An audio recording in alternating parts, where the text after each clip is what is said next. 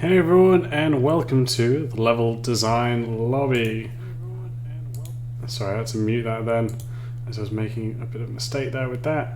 But everything seems to be working now, which is fantastic. I'll remove Discord as well, so you don't see all of that nonsense. But thank you all very much for joining me. This one is a really cool one. This is where I get to talk about Blocktober and get to talk about kind of my overall level. Sup, awesome Neon Arcade, nice to have you here, buddy. So yeah, as I was saying, this one's going to be talking about what my Blocktober was, what I've learned from it, what are the things that I can talk about learn from myself, but also teach other people, and we can just go really from there. So if you do have any questions about anything, please do ask them. Ask as many questions as you want. I'll try to get through and answer all the questions here for everyone, so it'll be really cool.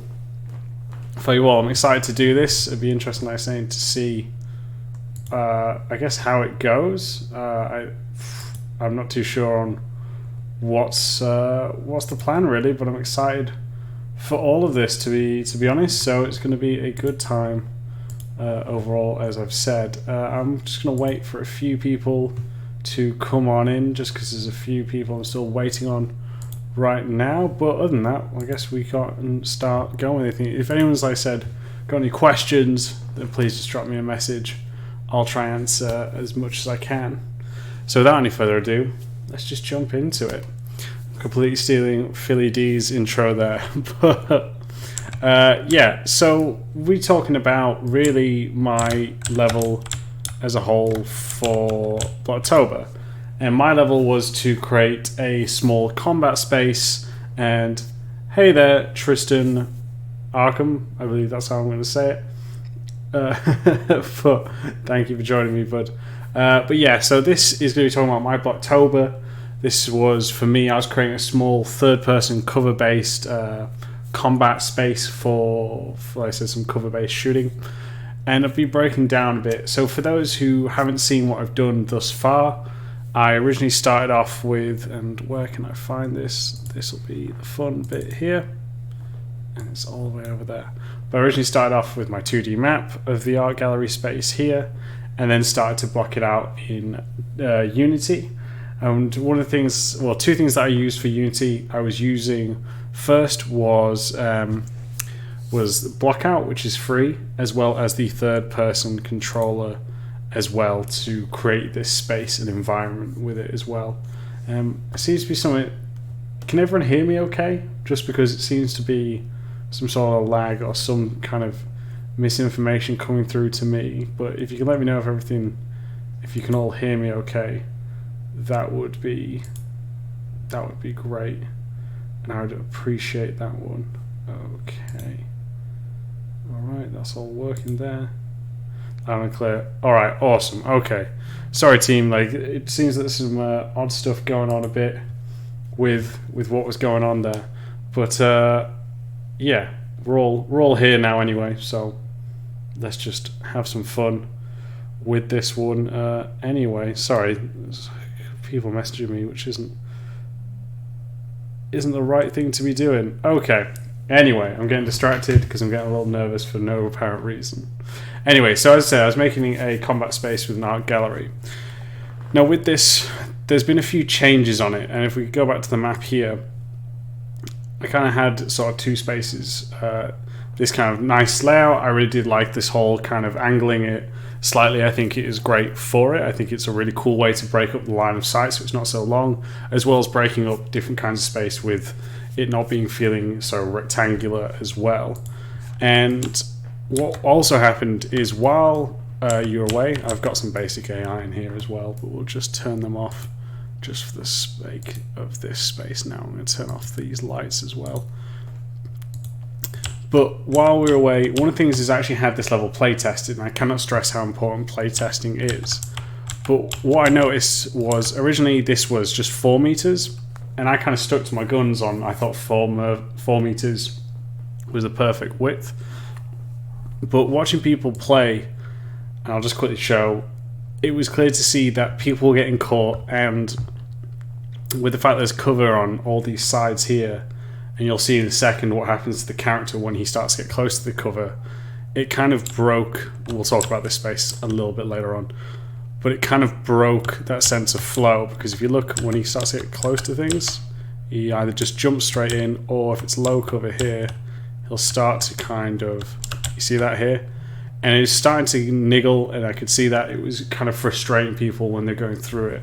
So what I've decided to do was widen it up by 1 meter, so it's now 5 meters long.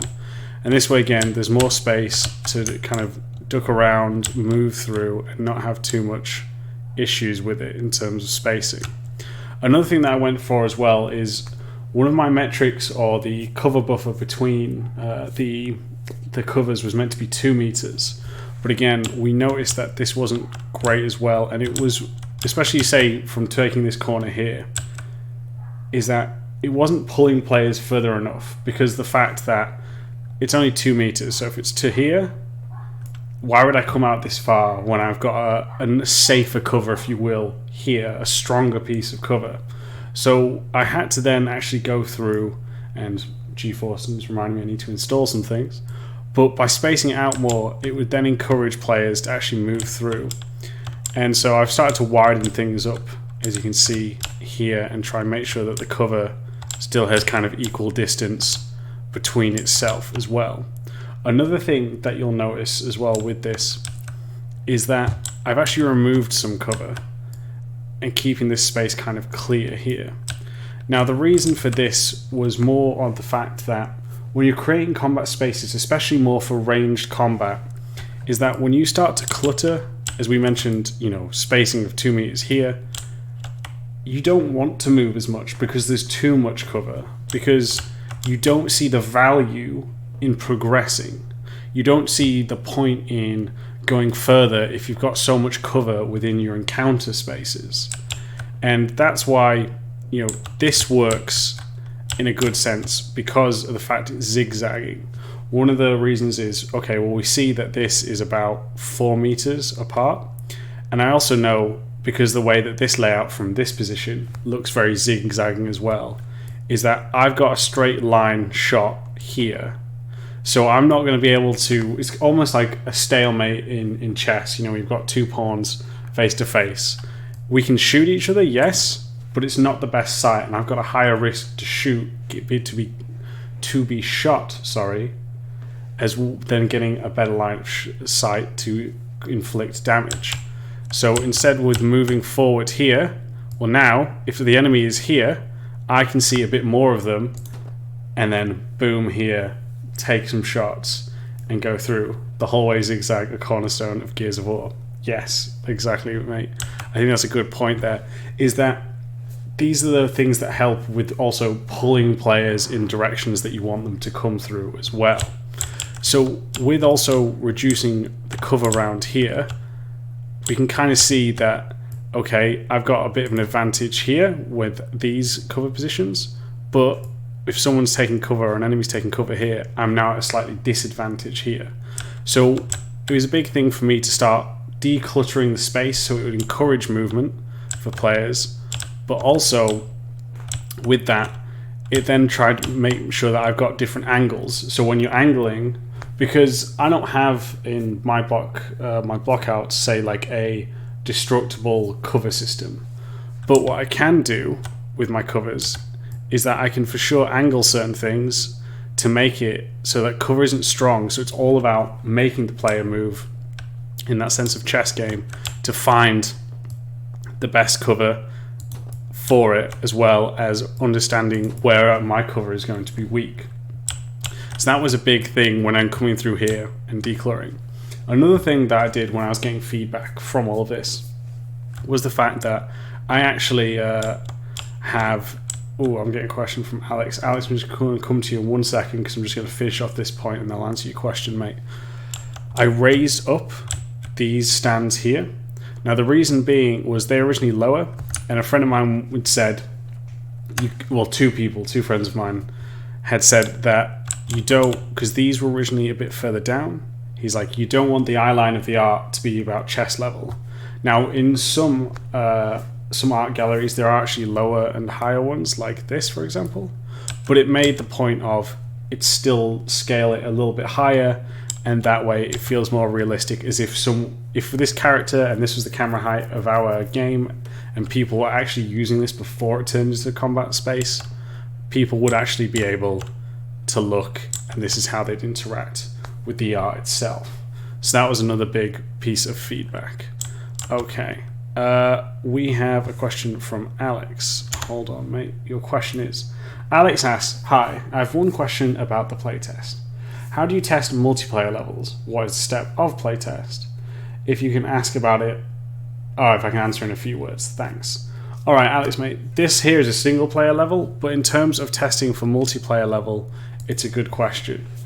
Now, the best way, obviously, is to get multiple people to play it with you. Make sure that you've got a connection for the amount of people minimum that you want to see. As for if though you do not have that amount, that's a really tough thing for it. But the most important thing is obviously making sure that you've got the right amount of people to play test that with. So making sure that the connection's all set up for it, because nothing's going to give you more answers than real world examples. The other thing with it is making sure that everything is set to metrics. So if this was for a co-op campaign in Gears of War, then this would need to be much bigger, these spaces. I don't know how much this would have to increase, but because the fact there'd be two of us moving, it's probably have to be a bit of a bigger corridor by at least 2 meters. And then we can move through it simultaneously. So having strong metrics will help you do this. Another way to try help is some people do, is they do have, if you can't get everything set up, you can at least have like you versus a number of enemies, or have an AI that is your partner set up with some easy kits, so that you can all test multiple things there, and that way you can obviously come through and have a kind of basic understanding. Now AI doesn't play like players, but you start to see how your space handles multiple people in the room. Another thing that you can do with it as well in terms to help with metrics, if we just turn on the AI, there's our dude, is by getting your team or your AI pieces around here and making sure that they obviously match. So arm to arm, do 2 guys fit in here, and start going through parts like that. I hope that helps. I think it's obviously not an easy one, but do start playing through. I think if it's something like but when I'll ask a question also for you, Alex. When you're talking about this, have you just done a block out, or is this actually for like a game that you have the system set up regarding things such as network connection for your level? Let me know to that one there. Before I move forward with the next bits of the level that I've done, does anyone else have any questions about sort of the level design that I've come across with this? What it was like to get the feedback in terms of my playtests? Any other questions people have like that, just ask them just before we quickly move on to the next section for it, because we've got a couple more to explore with this one. I'm just going to check on Twitter as well, because Alex is asking about the block out. So yeah, so if you don't have like the system and you've just done the block out, this one's an even tougher one. But you should, again, making sure that the spaces have enough for people to move around. So get some of those guys that we spoke about here and place them in, say, so for me, this is kind of would be an arena for it. So place them in your arena and kind of space them out, see how they would move with that. But as I said, if you don't have players, try filling it with AI to compensate for that, and this will help. But yeah, making sure though, mate, you've got the metrics right, because that's the biggest way to test, is you've got an understanding of that one. Alex then asked, do you use white box and grey box iteration? Yeah, of course, mate. This here is iterated on from multiple. If you haven't seen with this one, mate, if we take out props here, take out AI for a second, and to cover, this was my original pass for it all, mate. that there was, and I'm just going to remove the roof so it's a little bit easier to see as well, that this here was, and even get rid of the lobby actually. No, that didn't work. But anyway, that this was the original cover pass, and you can even see here that the loot has moved, because that was actually supposed to be inside the table, but because that's moved for it here, that was where the wall originally was here. And originally there was a door here, a door frame for it, but that has been removed. So all the time, man, I'm iterating. This isn't just coming from like multiple, from like a one and done block out. This is me iterating ages and ages. Like, even if I have, see if I can bring this up for a second for everyone. But if you look at this here, for example, mate, is that on it? Yep, cool. So if you look at this GIF here, that's showing you how it's all changed. Again, iterating from even the 2D map, that looks slightly different to how it's looking now. And again, it's constant iteration. I'd also say, mate, because it's a good question how to test with multiplayer, is that you also understand what's the game that you're building for. Like Rainbow Six, regarding how that plays versus Overwatch, are very different. So you having a really good understanding and knowledge of how that game works will help you build that space better. So for Overwatch, I now know that I need to have my kind of higher vantage points for people like Widowmaker.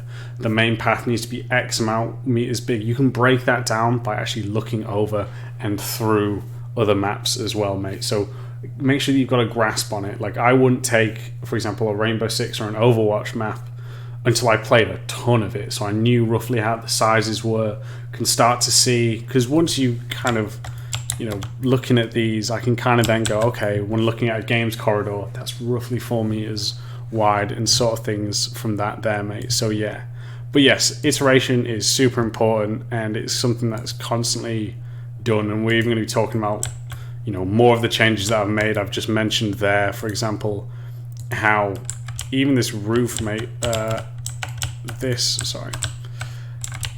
went through multiple iterations. I was actually going to have it where it was more like a triangle kind of pointing up, but it's only because players couldn't see the doors that I angled them more to the right to lead the eye of the player so that they can start to see that there's something on the right here. So again, iteration after iteration after iteration, mate. It's all about how it gets there. But yeah, hey Creepy Pie, I'm always going to say the porno version if you keep putting it with that one. It's such a bad name, mate. But yes, hey mate, you haven't missed much. We're just breaking down a few things with it. So yeah, Overwatch has some cool ones, and Watermelon, nice to have you here, buddy.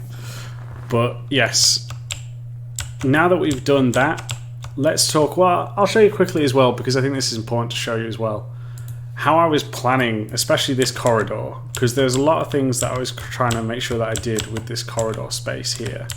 And one of the things that I was doing with it was making sure that it was for this guy here. So if we come through, and I'll show you a bit more about this.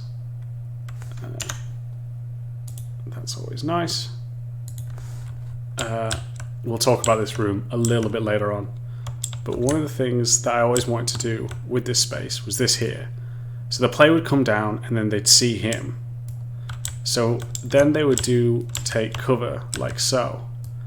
And then, but then we can see that he starts to lean off, working with these lines here, and then leading into this room. So when player sees it, the player sees them, they can either shoot them and take them out, or they can follow them around. But no, so that, oh, well, I've just been spotted now. So with it, another thing we'll talk about a little bit better, or a little bit more on, is actually on, oh, hold on. The AI I still need to work on. But you see, if that was a destructible object, we'd be able to use that instead of it restricting the line of sight for the player. And there's a few of them, for some reason, that are going in that corner. But yeah, you can see what I was trying to do though with that corridor with this dude here. The AI still needs some work. That's something I'm still working on overall as a whole.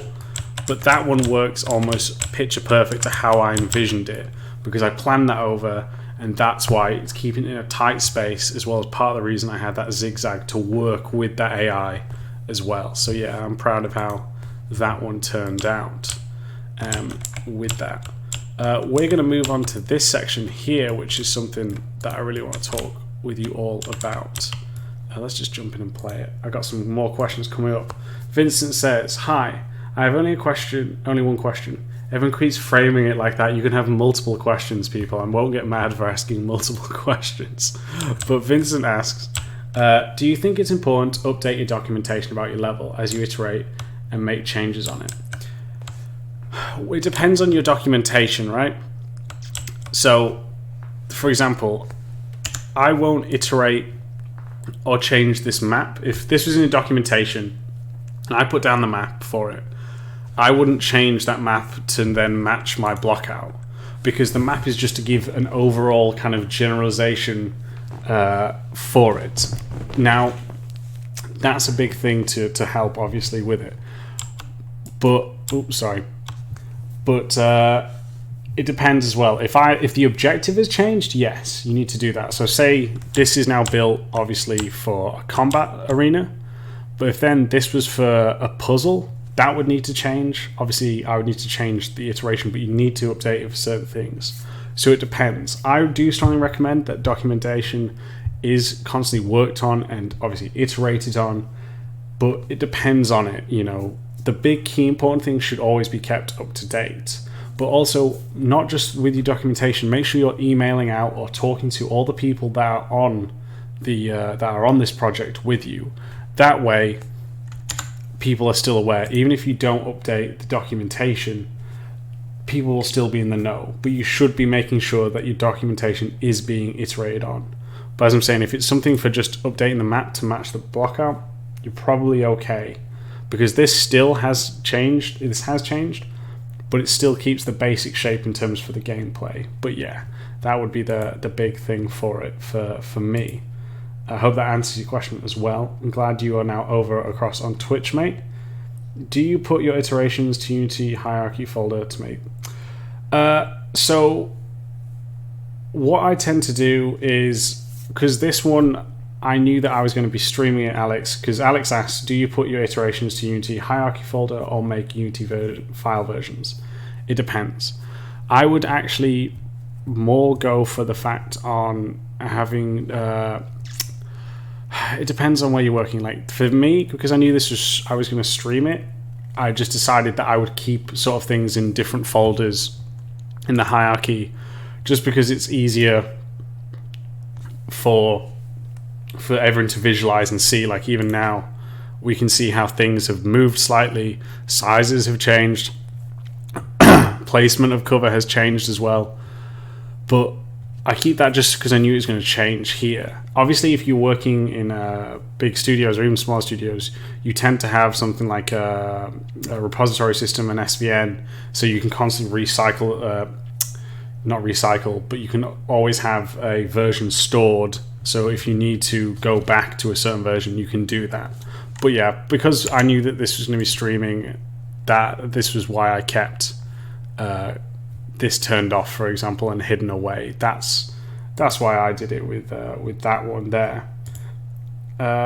Do we have any more questions? Oh yeah, the color coding for the cover, mate. Yeah, no, I'm happy. It wasn't me who came up with that. That genius move goes to Luke Knuckles, who is a senior LD, I believe, at Sumo Digital. We used to work together at Ubisoft. Very nice guy. Has some of the coolest and craziest shirts I've ever seen. But yeah, he's a great guy, and he was the one that came up with it. Again, not everyone will use it. This is just some of the stuff that I've done.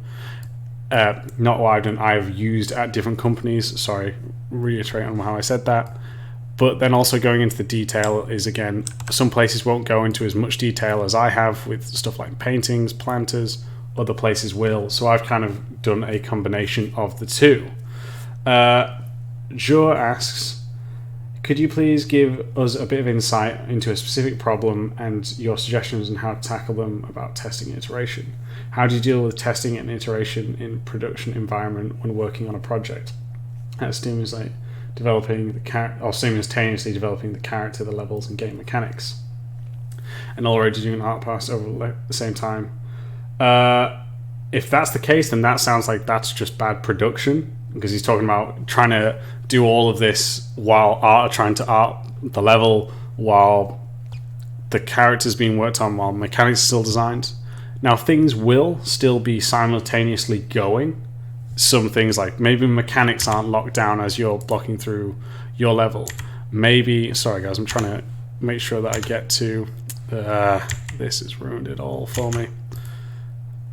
Hold on, there we go. Anyway, yeah, so one of the things with it is the fact that some things will be going simultaneously, and that's okay.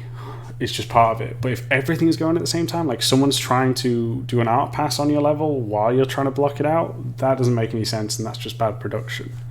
But in terms of challenges for this, what you can find is that not everything is a one and done here. Like, so this is this is probably, if we're in a game studio right now, and say this was approved by my lead, everything looks great, everything is fine. All of this going on here, this would be the final block out. Art would then come over and take over this. But that doesn't mean my work is done. That just means I'm kind of letting go a bit more, and the artist will take over and do all of their super cool work on top of it. But that doesn't mean my iterations have stopped, because while they're going through it, we're probably talking about suggestions that they have. They've got some really cool ideas, and maybe this will change certain things. Like maybe instead of having these paintings or chandeliers, then it actually will become maybe cardboard cutouts of photorealistic people. So then player has to be able to distinguish between enemies and just these cutouts of people, something like that. You know, we'll talk about it. If it's an idea that we both agree on, then we do it. So then this will have to change, but it'll be done with art first. Then I'll tweak the cover around to make sure it works not only from the art perspective, but works for my gameplay as well. So that's one of the things, is you should be kind of taking it in terms. Now, if it's with mechanics though, this is obviously can happen any time, and I've seen it with multiple places where mechanics are still being developed while you're making your levels.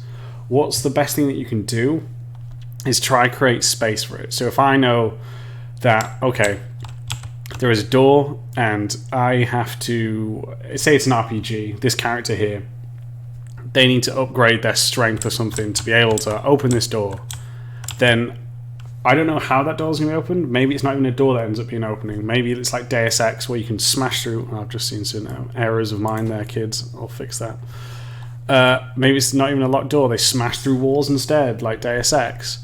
But knowing that this will be a route for that RPG mechanic will help. So planning out, as long as you have a basic understanding of what people are looking for, then you can start to plan out things with it. Things will change. Obviously, metrics will need to change alongside with it. But that's the kind of thing that can go through and help with it there, mate. So making sure that you do have a good communication, even if things are developing, you can still move forward by having kind of a basic understanding, as well as constantly working and communicating. Those will help with it. So I hope that helps you with all that stuff. But the artist shouldn't be doing an art pass on your level until your lead, or even game level design director and art director have seen it, and then they agree to move it forward.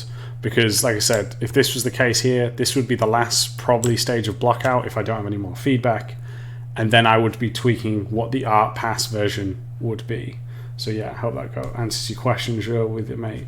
So yeah, if you got any more, just let me know, mate. Green Watermelon says, I think you've seen it. Is this multiple streams? Yeah, this is multiple streams. There's one on YouTube, and I also Twitter for the very first time. So I don't know if anyone's even communicating with me on Twitter, and I apologize if people are, because I have no idea where to even find my stream myself.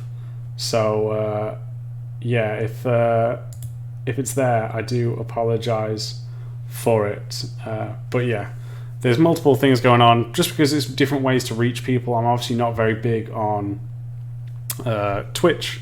So YouTube is always a thing that gets more people, and obviously Twitter as well. I'm trying it all out, just so the fact that, you know, there's more people involved, and the more I can help and reach different people. That's what's going on. So I try to read out the questions, mate, where I can. Okay. Creepy Pies ask, how long would you say it should take for a good level design to finalize or block out for a level? Is there metrics that can be used? Man. He's asking, is there a certain way that you can measure if he's taking too long to make a level? So this one's a tough one, and I think the big one is that you can't measure every layout to every designer. Now, more experienced designers can block out and have a more finished one kind of done. But part of the issue, I don't want to say issue, that's not the right word, but part of this measurement also comes down from production, because you're not always going to have multiple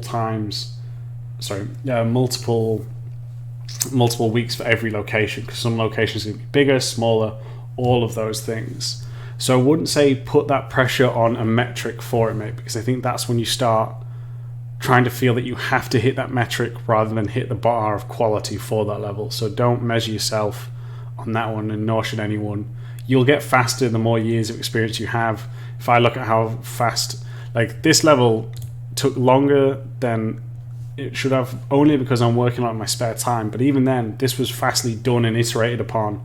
Now has some basic AI in it very quickly. But again, that's because I now have like 6.5 years of experience while doing this. So don't try and measure yourself to these metrics, mate.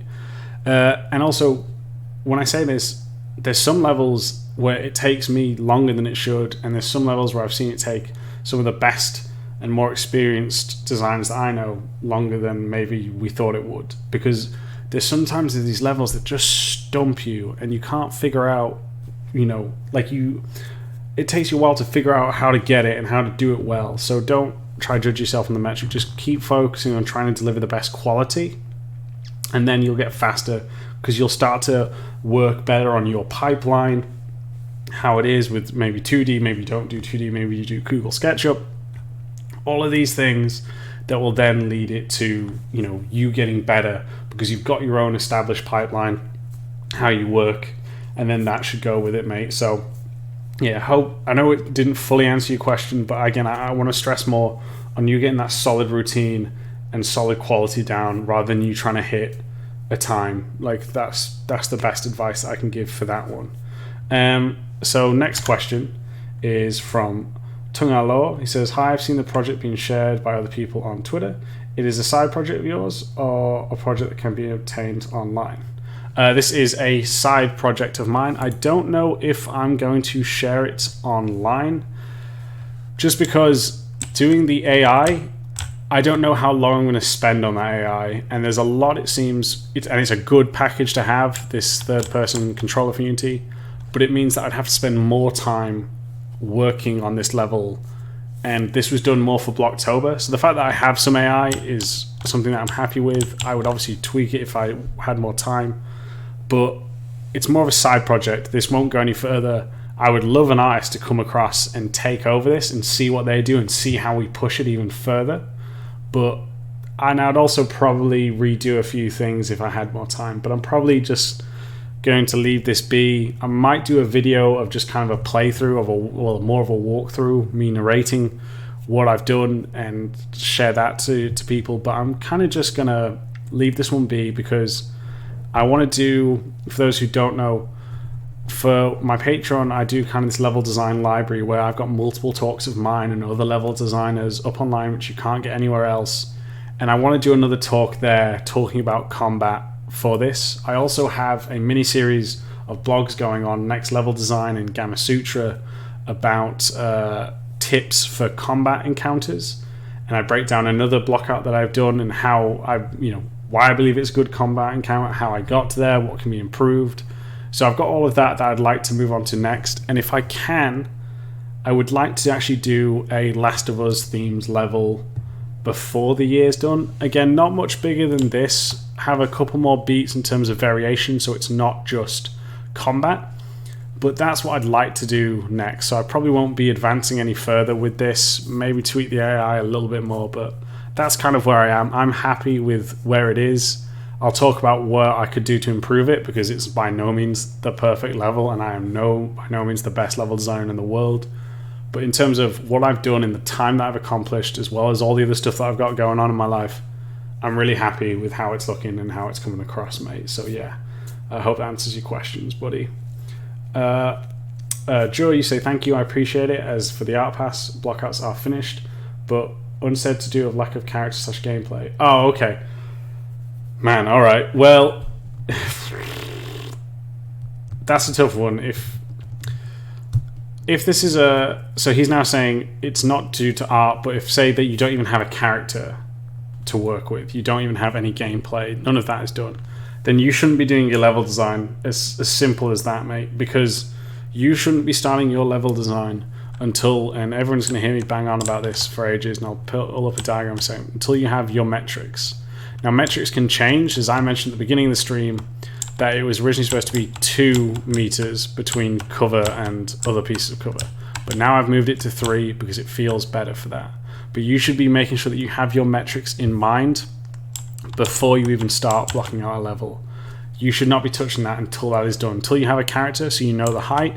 Because if you go back to my very first stream, mate, I spent some time for even making sure that you see this camera, that doesn't even clip through the door. That making sure that there is cover on each door entrance by at least 1 meter so that the player can sneak around and take some pot shots. All of that needs to be done before you should even jump into a level.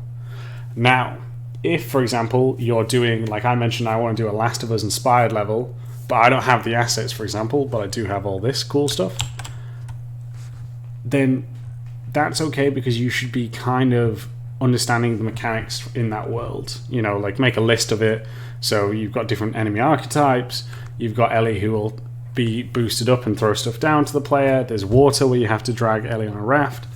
So I understand that. But this is for your own game. You should not even start blocking out until you have the character down, some basic understanding of the gameplay, like what is the core pillars. You don't need to have the full mechanics down, but is that a combat? Is it more of a platformer like Mario?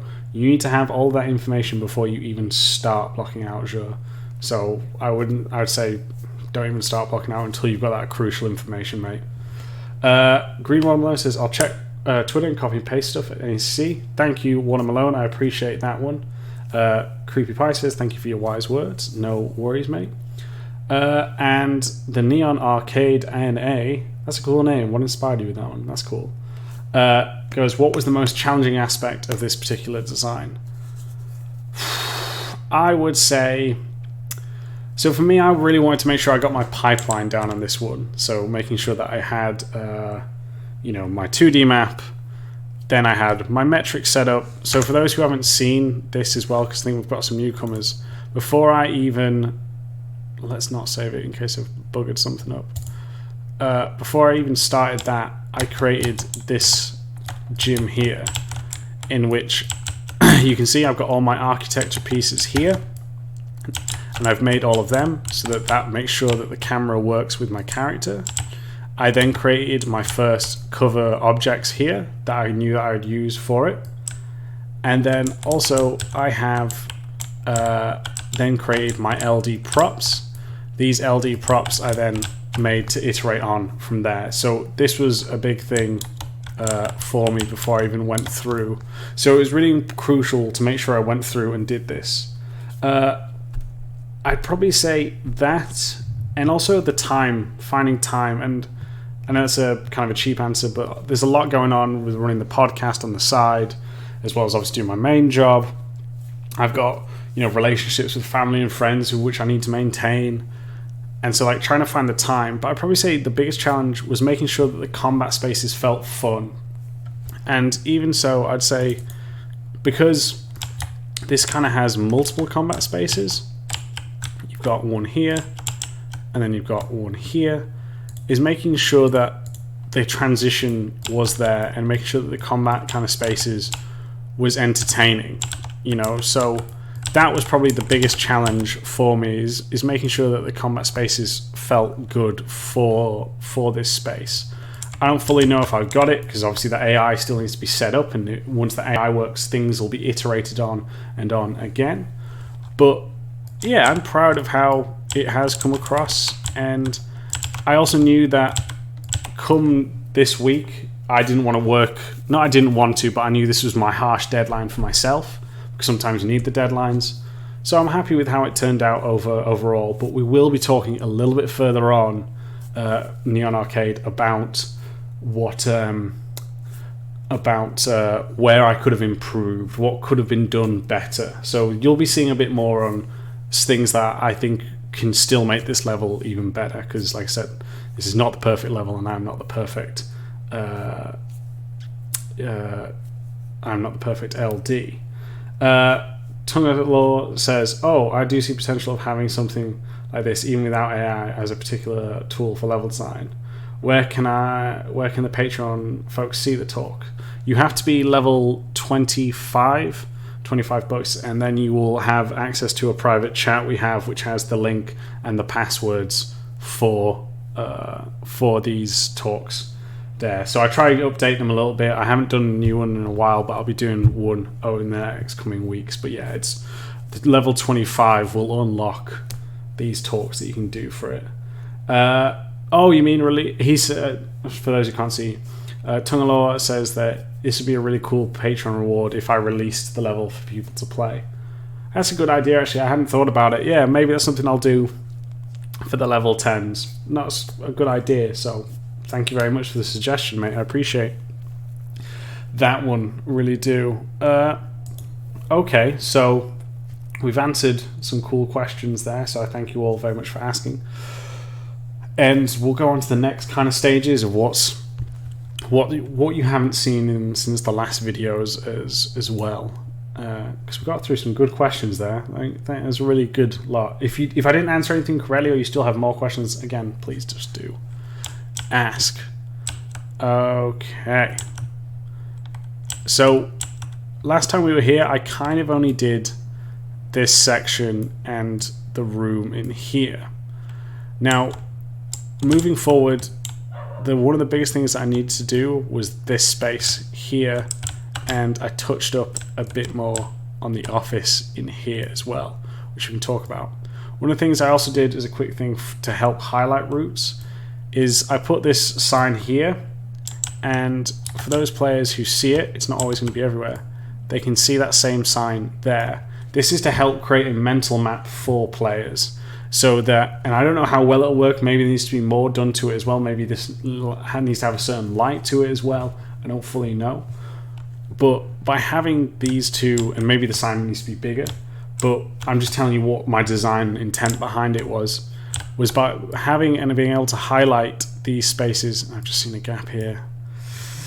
This is going to drive me up the wall. I'm seeing all my mistakes. But yeah, so one of the things I want to do is by highlighting and with this here, this would then connect the players here, so they can start creating a mental map in their head. So even if they like get here, they see their enemies and go, "Oh, hold on, I've seen this sign before. Maybe it's better I actually head back." Oh, this space is... There's something I've done wrong for your kids. Make sure that your space is the correct height for the metrics of jump, because there isn't a vault on just rails. It has to be on cover. You'll have to excuse the Z fighting as well. This is because when you're creating an angle in the wall, in the building like I have, things will kind of clip over with it. But yeah, maybe then they decide, oh, actually, I'm going to go through here, and then this here can now lead me to a different side of that combat encounter. So that's something you should keep in mind if you're creating shortcuts, is make sure that the player is able to create a mental map in their head so that they can see how it all comes together. Is he going to jump? No, he's going to embarrass me. Now, with that in mind, though, this might not work, and I'll tell you why it might not work as well, is because the fact that from here to where the exit is, I can't see them as well. One of the most powerful things for a flanking route is the fact that you would be able to see your entrance and exit. You don't always need it, but if I line it up obviously at a certain right angle, we can see the two together and we can kind of put it there. But with the fact that you know, this is at the right angle, I'm not getting shot at, you can do it here. But that's something to be aware of. That was my design intent. Whether or not it's fully clear, I'd have to find out through more iteration and play testing. All of that stuff would come through with it, but you can see how I'm trying to make the player realize how the space is connected, because the wall obviously doesn't come across all the way here. There's an indent here. So when you're here, players might not be able to put two and two together because obviously it's a slightly different shape. But there you go. It's a really, you know, again, that's my design decision.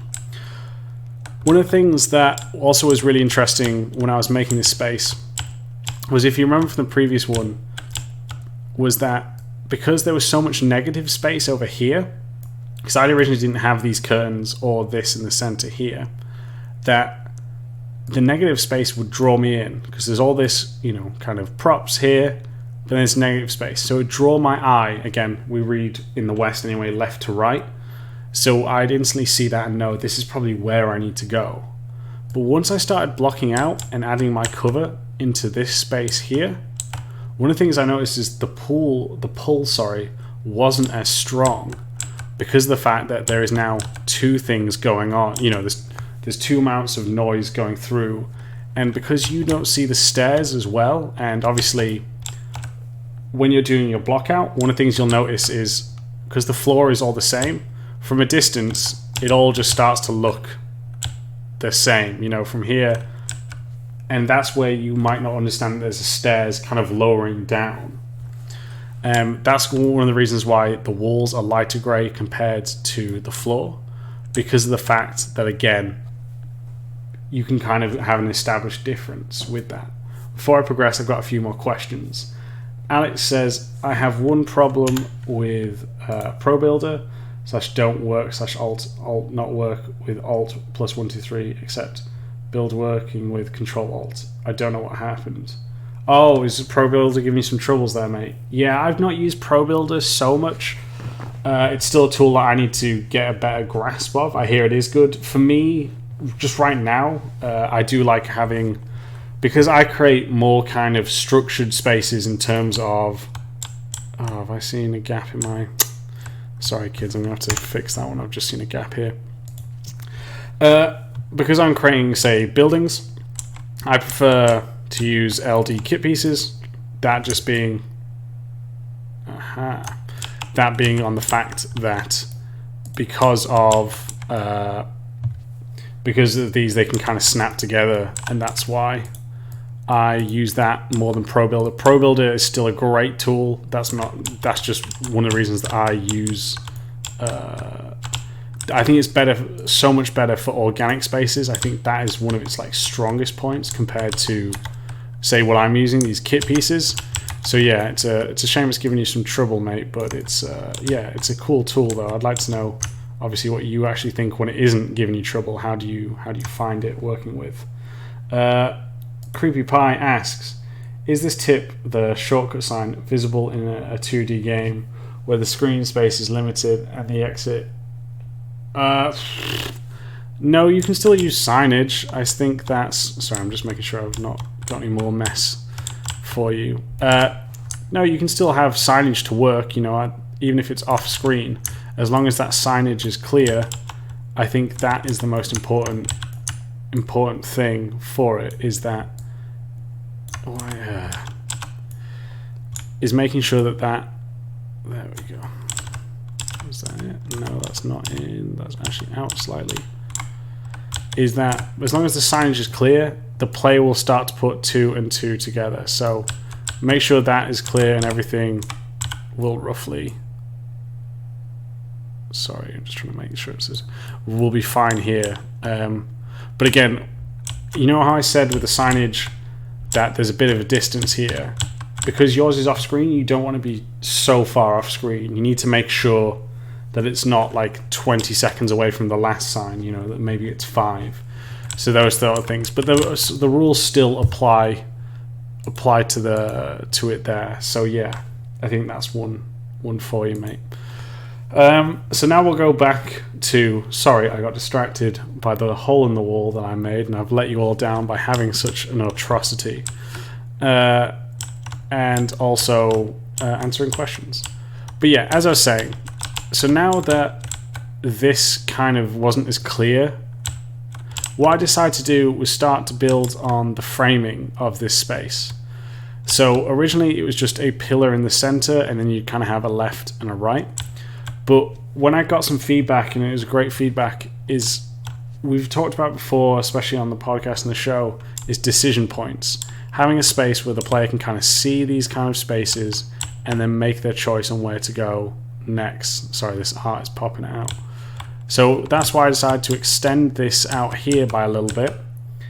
And that way players, once they've taken out the enemies or like moved past them, they can then start to go through and now get an overall look of how this space is. Another thing was by keeping things simple, so I can't have negative space, but I can make things simpler. Because there's so much of things going on in terms of placement and all that, by having these kind of curtains which cut it off, and having it kind of a whole color compared to these gridded kind of materials, we now know that this is something ongoing down here. So by using that, by using a separation of said curtains and having a bright color like yellow, it still draws the eye in, and it's also limiting the view. And with the fact that it's limiting a view here as well, it means that we need to go in this direction to see more. So it's kind of that curiosity factor that we're building upon when we're using this over here. So that was one thing that I did to kind of combat that loss of negative space for it. Now in here we kind of have the player having these chandeliers as kind of a nice point to draw players in, as well as a cool kind of center feature for this space. Now it's similar here with that of the statue. Now ideally the statue in the final piece, with it being a nice art piece, it would have some cool effects. Maybe there's some stuff where you could shoot it and it'd be destroyed, all of these things. I can't do that in my block out. But one of the things that I think was important, and what I found with the playtest, was my mate here would shoot through part of the statue, which I thought was really cool, because depending on where you are, obviously restricts how much you can see as well as where you can shoot, because you've got these things kind of obscuring the complete clear shot. So that was one of the cool things, is that, okay, I'm here now, but I can't see all of the stairs. I can obviously see some of it, and I'm able to make good shots around here, but I'll have to move around. So it encourages movement as well as changes how you interact. So with the fact that there might be an enemy on either side, it's a quick draw to who can fire first. And I think that's really nice, and one of the things that I liked with this statue space here. And also one of the things is, you want to make sure that each space feels different. So now I'm kind of combining the assets that we've seen before, making it more of a statue kind of based here. One of the things that I was doing as well is kind of having a different path. So if the player does want to stealth, so say that we've had a look, we're like, okay, we come down and now we're here. From here, we can maybe wait for enemies' routines, and then we decide to break away from the cover, and now we're here. So again, I was trying to create this small kind of flanking route / stealth route. Another thing that you'll see with what I'm doing with my AI placement is that I have, if we minimize wall for a second, AI, I've got 3 enemies in this space, but this one here, this one actually is just going to be like looking and inspecting the statue. So the other 2 we have here, they'll be moving around the space, giving the player an opportunity to actually take this out and use it one by one. So that's one of the things that I've been working with, and again, it's a good tip that I always say, similar to why there is a guard who's easy to take out here, is you want to help the player build momentum with their combat. You want them to have an easy win. So this here is the easy win, so that players can take out one, choke them out, and then go from that space and then have the challenge. And the challenge is not just that he's easy, but now we've got to time it. we've got to wait for this guy. He will come, go around through here. This one will go to the bathroom and come back. So all of these, again, you've got to time and wait for the player to give the player an opportunity, but it rewards them for being patient and trying to take them out stealthily. And it's this sort of thing. Now, these don't have animations to them. You know, like if this, for example, was a AAA, or not even AAA, but an overall game experience, we'd have him maybe kneeling or looking and bending over, fiddling with something on the statue. So that way, it's clear that he has his back to the players and he doesn't look like he's moving. Well, this one might scratch his head and then turn and walk away. And this one just looking at different ones here. So you'd have more of an animation and kind of rotate them, because what you'll find with these characters, and again, this is just because they've got they don't rotate when you're at the work points. You see these patrol points here. They will just stand in that direction no matter how long I tell them to wait. While in like a final product, we'd have them rotate and turn their backs, or if this person got here, he might look towards this direction again and then head in. These sort of things to, again, make it more kind of believable in terms of realistic action of the AI. But yeah, these are kind of things that you'll see what I'm trying to do with my setup for it. And yeah, so this one, I think it turns out well. It's a nice room. We have another question for Alex. Do you use UE4 for your personal project or work, or do you only use Unity?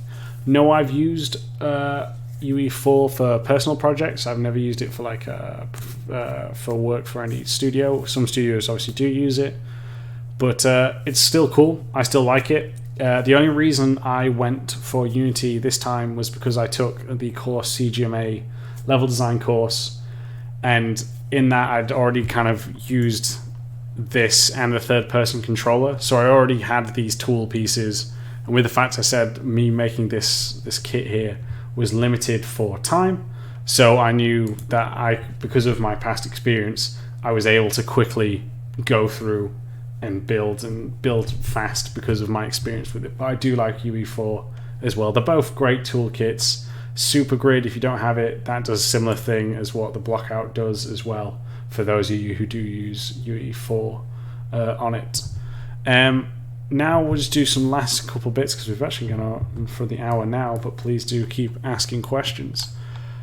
This here is a kind of store space where people might be able to buy like art books, things like that. This would be the counter, some shelves. It's still combat ready. We still have space enough for all of these. And you know, what we can do here is we can put some loot here of this around. I thought I did do, but we can go through. And then we have the toilets over here again to use, mirror, wash your hands, these sort of things to make the space feel believable. There's nothing much there other than an opportunity the player can use, because I said one of the guys walks into the bathroom, so you can use that to take him out as an opportunity, as well as, again, just making that space feel believable, making this feel that this is actually a space lived in for it. Here we have a... why is that there? We have a kind of storage area, and this is where the player can get some ammo and loot. One of the things that I've tried to do with the Blockout as well is try to just dot down places where there might be some pickups for the player. And the reason for this is obviously just so it helps make people who play this, you know, kind of have an understanding more of what's going through my mind. This, because it's a side route versus the main route, will reward the player for taking that time by giving some sort of pickups, but also be giving them a different way to view this encounter. And that's one of the big things I think you should do if you do have different paths. Make it either feel like the path is different itself, or the entry to your where both paths meets is different as well, because that way it feels like rewarding, and that the choice of the player in level design has an impact. So we can see though with these curtains that the player would be able to understand, oh okay, that's the curtains, this is now kind of the space after it. Alex asks, does he need more multiplayer experience for CGMA? No, CGMA is just level design in general. You can take what they give you and apply it to either single player or multiplayer. Honestly, it's a good course, and you don't need to worry too much about your experience. There's people that come in just starting with no experience. There's people with, I've seen people who I know are seniors who've gone and taken this course as well. So don't worry about your understanding of single player and multiplayer experience. Just, if you can, do the course as well. I will recommend, and I hope this gets shown to everyone. Let me get this one as well. Here it is. The CGMA is obviously a good one, but it's quite an expensive one. So I understand why, understand on the price of it. So if you want something that is slightly cheaper, I would recommend this course here, because the fact that for those who can't see it, so I don't know if it's been on my Twitter thing here, it is the mentorcoalition.com/level-design-mentorship, which is done by some previous alumni of my podcast, Ryan Smith, who is a senior level designer at Ubisoft, who worked on many of the Call of Duties as well as Division 2. And he will have basically a month of, I believe he sets you a task, and then you guys will go through that task and try and make that go through, as well as looking at your portfolio and helping you as much as he can. But he's a great designer, really good guy. So if you are looking for another course, because like I said, the CGMA is a good course and I do recommend, but that's $1,000. This one is half the price and still a good course overall. So yeah, both are good, both are worth checking out. But that's one for sure that I also recommend as well, because again, like I said, CGMA is a good course, but it's $1,000, so I understand the price investment. It is worth it, but I also understand if you don't have $1,000 in your pocket to splash out on. The final section we're going to be talking about was, if many of you remember, originally I first had the character start here, and then I had the character just start at the top of the stairs. And when I was going through this and playing it, because I was focused so much on the overall kind of combat experience, I kind of forgot about establishing the space. Now, with the first thing you see as well is paintings and kind of plants, and you see this desk with a computer here. This could easily be mistaken for kind of an office still. This is just a corridor of an office. So one of the things I had to do was establish the space right off the bat. And that's why I created this kind of lobby for the art gallery. So that way it can, sell the space overall. Now, with this went through, again, multiple iterations. This was not just one and done. I'll show you the reference picture I had that I based it on. But you can see now we have these kind of weird art things above me, as well as different art pieces, different paintings, statues, all of these here, and this would be the desk where maybe you pay. All of this space here, so now it sells what this space is. Another cool thing that I liked with this was this window here, which shows us the space beneath us. This would be, where we go down. So it's foreshadowing, and I think it's a nice way to show the space from a different angle as well for the player. And then we would go down, more pieces of art, and then lead us to where we have our first enemy here. So again, because the fact that we have this, we establish the space that this, it is making more sense that this is an art gallery by having these kind of sculptures from above. But not only that, these help to frame it. If you look kind of where they dip in, it's almost as if like an arrow pointing down, like they go doop, doop, and then that's pointing above here.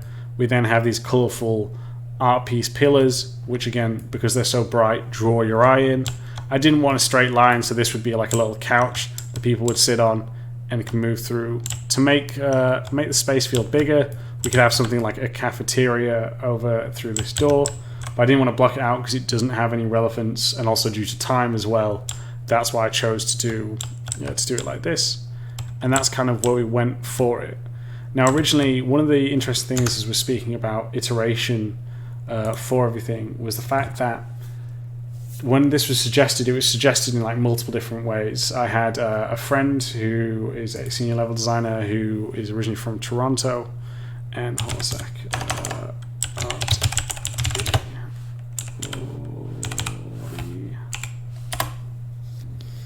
Let's see if we can find it.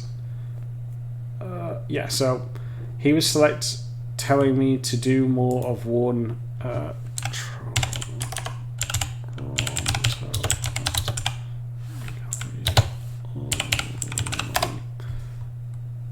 images. Okay, yep. So one of the things that he suggested was me to actually use this kind of as inspiration, which is cool, and I think it was a good call to obviously do the lobby.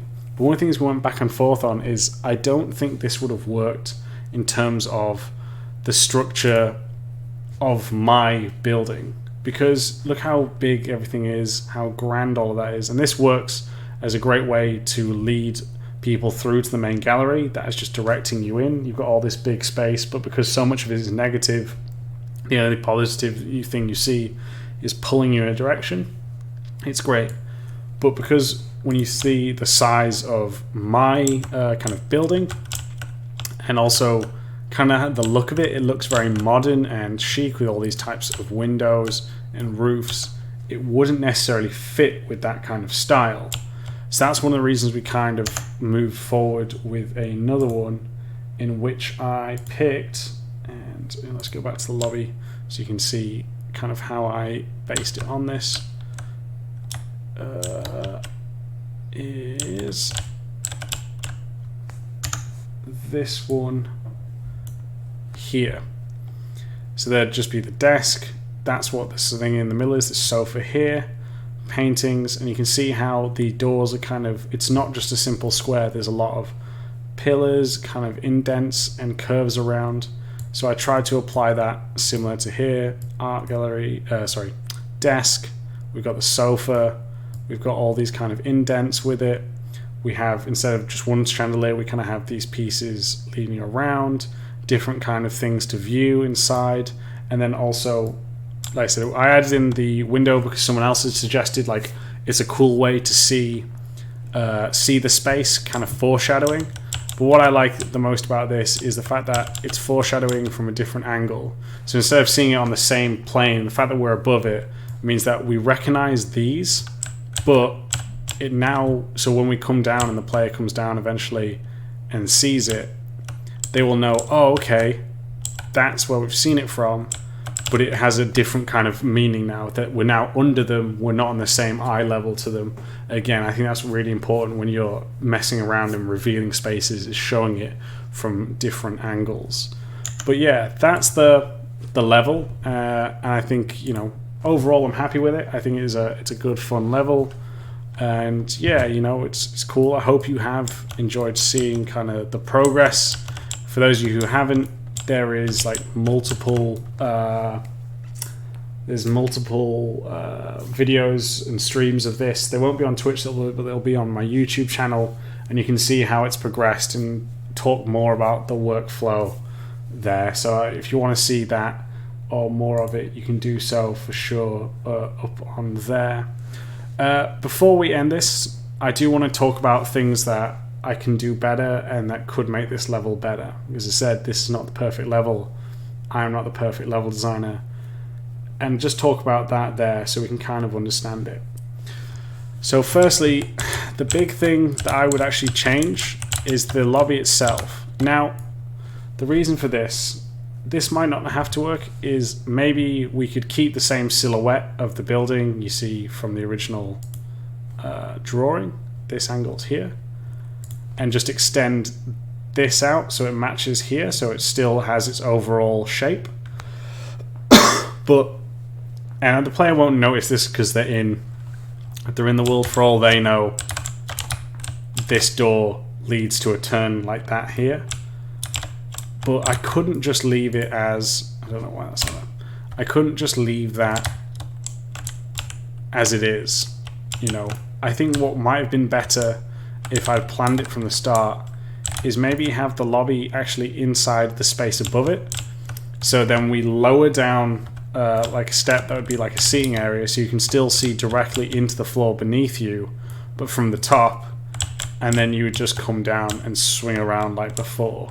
But yeah, just thinking about how to keep the shape of the building. We can obviously still do that with this space here, but if I wanted to keep the same footprint in terms of size, then maybe moving this across here would be the best way to do that. So I think that's an important thing. One of the things that I also did, if we turn off everything, just tends to be open now. Get rid of that. If we turn off the roof, is I mentioned that I needed to extend certain areas, right? So if I turn off the lobby, see if it does it all. I need to rearrange things. But I actually extended out certain parts. You see this by a meter, and how that's actually extended, but that isn't. Now, it's not a huge deal, but I probably should have extended everything out by a meter. This adding a meter and all that wouldn't have been a bad thing, but I didn't, and I think that's something that I should have done as well. It's not a huge issue, but again, if I'm going to have to be harsh on myself, and I think it's important to be, that should have been done as well to make sure I keep the overall size ratio the same so everything grows with it. Whether or not I choose to just keep it as a dead space, that's up to me, but that would have been a big thing. The second thing I would have, or not saying, third thing that I think would have helped me more is I definitely feel that this is an art gallery space. I think you can tell that by the propage of it, but I should have looked more into different kind of artists and the different type of galleries that are available. I'll see if I can find one, but one of the cool things that they've just recently done at an art gallery where I used to live is they kind of did this, let's see where it is. Oh man, I don't think I can find it, but they essentially did all these cutout of people and buildings.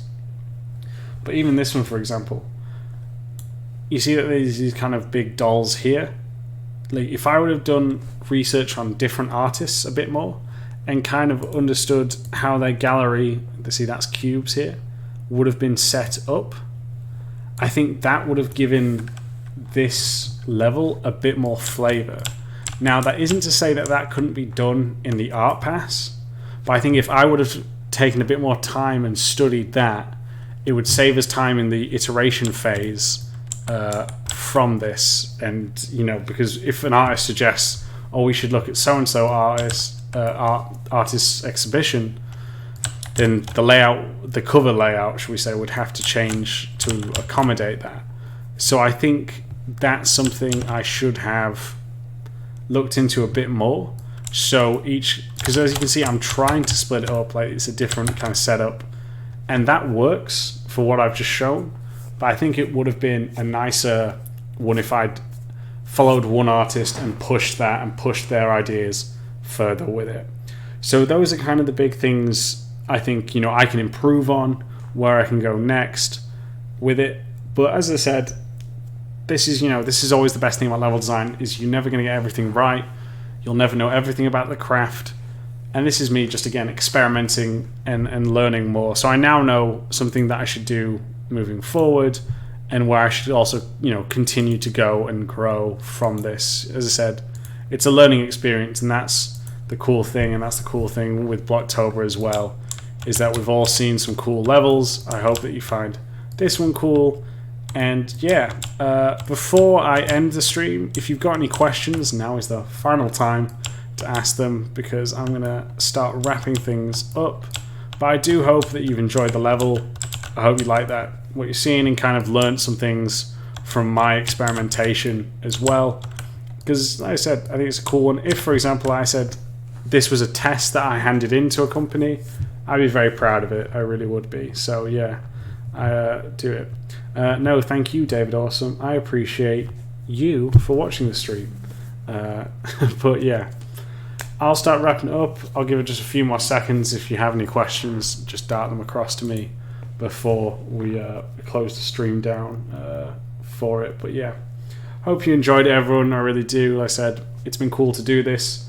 I think it's been cool for me to do it as well, and because I said I'm still trying to get my own pipeline down, improve and iterate upon that.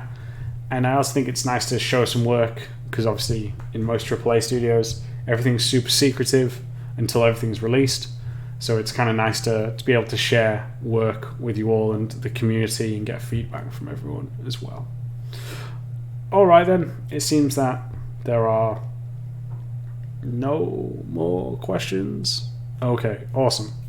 Alright everyone, have a good night, take it easy, I'll catch you all next time. Oh, before we do this, if you do want to join me for even more talks, I obviously have the podcast, Level Design Lobby.